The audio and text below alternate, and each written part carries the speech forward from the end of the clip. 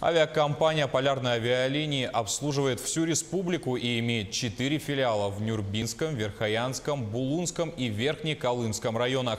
Воздушные судна задействованы как в пассажирских перевозках, так и в санитарной и спасательной авиации. Тему продолжит наш корреспондент Лана Ильина.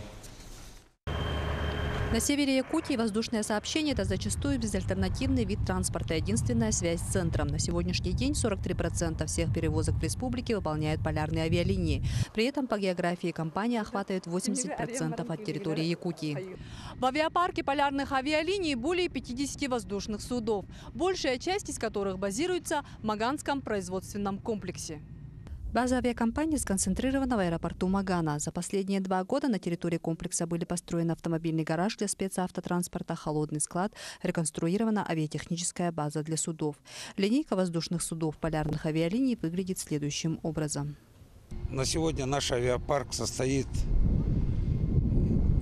из таких типов воздушных судов, как Л-410, Ми-8 разных модификаций, Ан-2, Ан-3, Пилатус Пи-6, Даймонд Тундра Т-40. На стадии завершения строительства ангара, пожалуй, самого главного объекта компании. Именно в этом ангаре будет производиться ремонт воздушных судов.